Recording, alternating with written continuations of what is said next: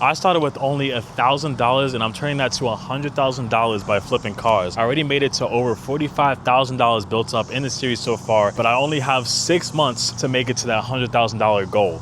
But this is one of the cars that I bought to keep the series going. It's a 2015 Mazda 6. It's in good condition, but it does need a pretty decent amount of work, starting with the engine light being on because of some misfires. Then we also have a good amount of rusting along the passenger side door. And of course, I mean, it wouldn't be a good flip if there wasn't a little detailing, right? These cars are always basically filthy. I paid just about $4,000 for everything, and I'm gonna be looking to sell it around $6,500. Now moving on to the next car. This is it right here. It's a 2017 Dodge Caravan. Right now, this one is more so just an ugly duckling. You might have already seen it, but we got a little dent right there we're gonna have to do something about. And then it's a family van, so of course this thing is extra filthy. You see crowns there, you see just dirt literally in every part of the car. And for this one, we bought it for the same auction for around $2,200, and I'll be looking to sell it around $45,000 to $5,000. All right, so usually it would be where I start taking care of the mechanical stuff first with most of the cars that I'm flipping. But since we're gonna be waiting on the parts to come anyway, let's just get right to the detailing of these nasty looking cars.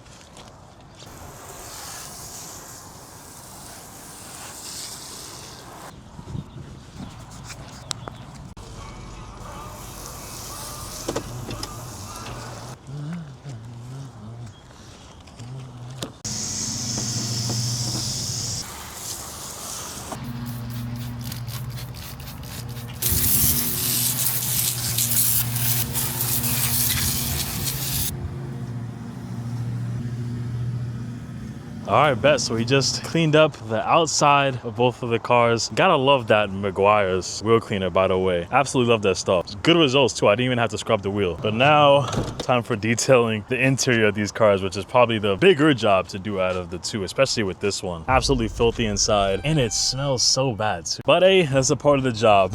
Let's get to it.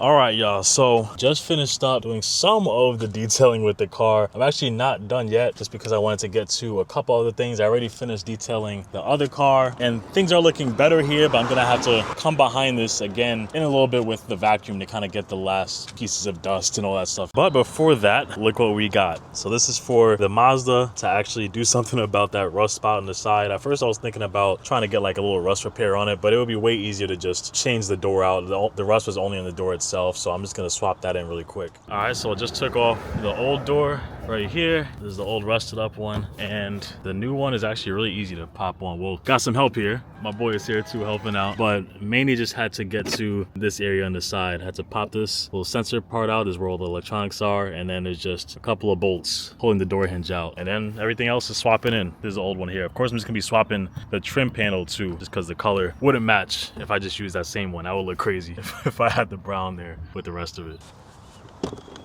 And there we go, new ones on there now. Of course, it's looking pretty dusty and dirty, so I'm just gonna have to go washing this door over and getting all these little numbers and stuff off of here. But got the trim piece back on there. Everything is working as it's supposed to. Looking good. One less thing to do. All right, so on to the next thing. So there was actually one thing that I ended up missing when I was checking out the car. Honestly, from what I saw, it doesn't look like they really even mentioned it in the listing of the description for this car. But I mean, I guess if I really looked close, I could have seen this. The hood wasn't closing when I first caught the car, and you could see here actually it looks like the previous owner just had tape that was going along the hood just to keep the hood closed. But what I did instead was just use this right here. A lot of times the hood latch just kind of gets a little rusted, so I just hit this with PB Blaster, sprayed it on there, let it sit for like a minute or so, and now Boom, it's closed all good. Of course, I gotta clean off this little part right here with the tape and everything too, but I'm actually surprised it was that easy. But now on to the next thing. We ended up getting the ignition coils and spark plugs for the car, so we're gonna do a quick tune-up now, and hopefully that can fix the misfires.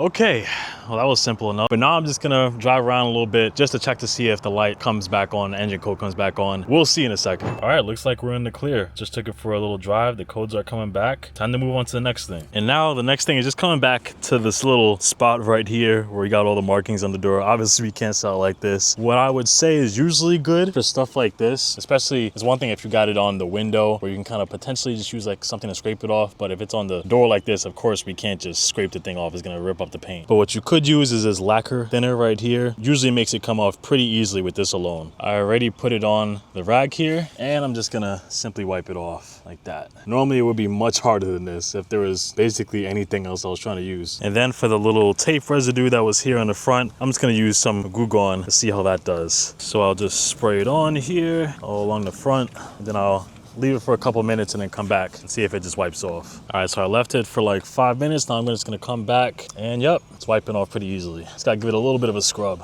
and then probably come behind it with like some soap and water to finish things up. And this is how it's looking after. Just had to spray a little bit more of the Goo Gone on there and then it was good to go. Just gotta wipe the little smudges off too. And by the way, now that we're talking about getting off goo like this video was brought to you by Goo Gone, the best pro power adhesive remover in the biz. Put this on any car. I'm just playing. Now this video ain't sponsored by nothing. But now that the Mazda is basically all good for sale, we're gonna do a couple final touch-ups in the very end, but we're gonna get on to the Dodge Caravan now, especially with that big dent that's in the front. So what I'm gonna try is just using the blowtorch. I'm just gonna heat it up and then come from behind to see if I can kind of just pop the dent out. This is metal, so it's gonna be a little bit harder to work with than if it was just like the bumper with plastic, but we'll see how it turns out. And I actually just saw one really good thing. So usually how most hoods are, it's really kind of difficult to do it like this, like try to pop it out from the other side, just because there's really like two different pieces. There's the outer shell right there and then kind of like the inner shell. So even if I hit it from this side, it's not really going to make any big difference to the other side. But there is that little hole right here that I could probably stick something through and get a good angle to still be able to kind of hit that side right there. So let me try to do that now.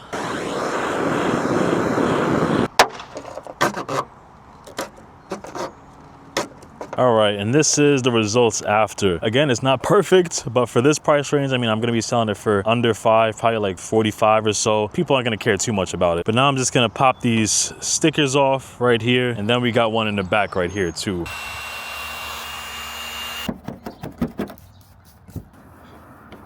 All right, so check this out. You just saw what I had to do to get the stickers off of the metal part of the car. But check it out when it's like this, when it's on the glass. It's still a bit of a struggle. Some of it's starting to rip off, but it's way easier than taking it off the metal. So just keep that in mind. If you're gonna be one of those people that's trying to put stickers all over your car and you're trying to get 5 horsepower per sticker, just put it on the glass. Don't put it on the metal part of the car. But all right, just took off the last of everything that's on there with the adhesives and all that stuff. And now the last thing that we have to do is just get out that nasty scent that's still in here. And this is what I'm gonna use right here. It's the Bio Bomb. It's similar to what you might have seen from Meguiar's, where you just kind of put the spray in the middle and then let it spray for like 15 minutes while the AC is on. But this is just a lot stronger. This is more so like professional grade detailing stuff. And I got this for around $20. So hopefully this works and it's gonna get the rest of the smell out, because I know no one would buy the car as it is now. All right, time to try this out.